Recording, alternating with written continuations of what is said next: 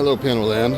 I'm here in Astoria, New York, Queens, for the Steinway regulation seminar. Coming out of the subway. It's really early, really cold. I got about a 20-minute walk to get from the factory, from the subway, I guess out here with the train. Let's do a little bit of the walk in here, get into the morning.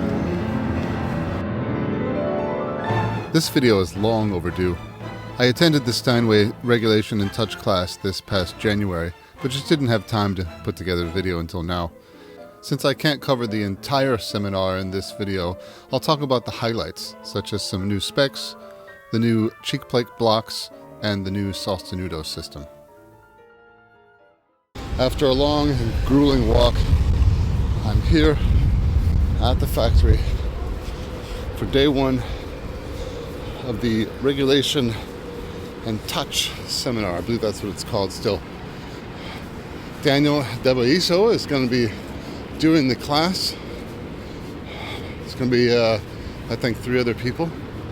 I'm not going to be able to video inside out of respect to them and just out of not trying to be one of those types of people, but I'll be taking photos here at Steinway. Yeah, let's get in there. These are my fellow technicians from the seminar. We each had our own room with the piano in it. Here's mine with a little Model S. Daniel would do some presentation and explanation with PowerPoint, and then he would come around while we're working and answer questions and give us pointers. Jumping right in, this is the new cheek block plate. It's adjustable in every conceivable way and even requires a special tool. I'll do a whole video about this sometime soon. After demonstrating how to adjust the new cheek block plate and how to do complete key bedding, Daniel let us in on one of the new specs. The crown of the key leveling is no longer 1/32, it's now 1/16 of an inch. This has to do with the fact that the key bed radius has been increased to 1/16 of an inch as well.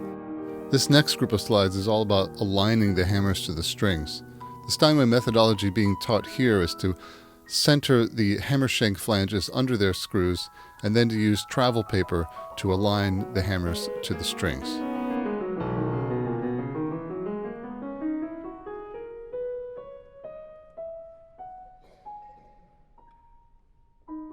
Once the hammers are aligned to the strings, you then align the whip ends to the knuckles. Daniel's demonstrating here how a single piece of travel paper will shift things like the bumper, the jack tender, and the top of the repetition lever different amounts. The third day was a tour of the factory. There were no photos or videos for the most part, except for here, one of the oldest surviving machines, a veneer cutting machine, and in the rim room.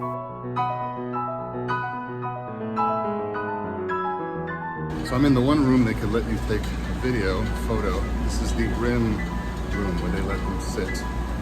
I've got everything from A's right there. Back this way we have D's, B's. Really amazing. After the tour and into the 4th day, it was just basic regulation. No surprises here except for that the new spec on dip is 400 thousandths. Good luck in finding a dip block that's 400 thousandths.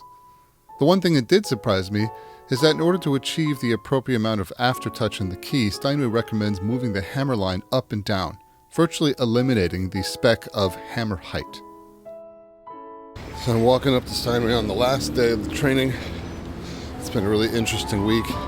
Daniel's a great teacher with a really the right kind of attitude for taking on the challenge of explaining some of the complexities that Steinway in particular engineers on their pianos to people that are highly educated in this field, have developed their own kind of work patterns and stuff, but he's able to present this material in a way where it really feels right.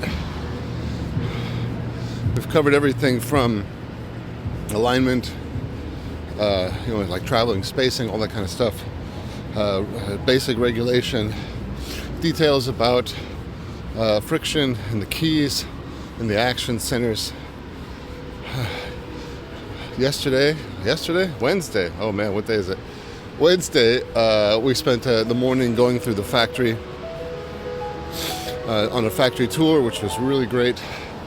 I'm looking forward to the conclusion today. We really Daniel sums up everything that he was talking about with the class. And here we are, Steinway and Sons.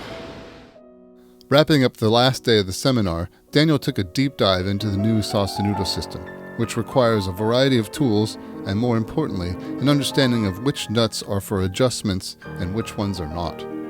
You'll see in the slides ahead that there are some things in yellow and other things in red. The yellow items are the ones that are actually used for adjustment.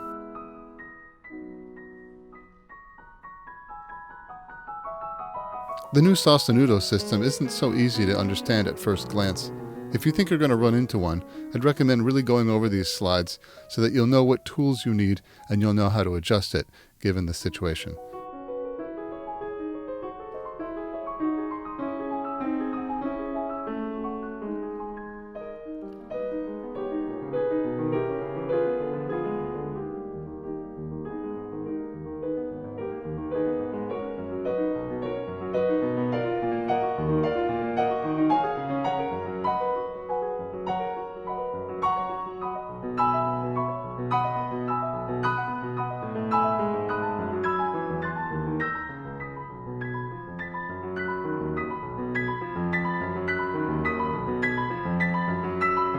With the time that we had left over at the end of the day, Daniel started fielding some general questions, such as, where in the keystroke do the dampers lift, and of course, what kind of lacquer does Steinway use to harden its hammers? In general, I found the course to be incredibly enlightening, and the whole experience at Steinway was really a joy. If you should have a chance to visit the factory as a technician or even just as a regular civilian, I highly recommend it. This building, this place, is an absolute historic gem.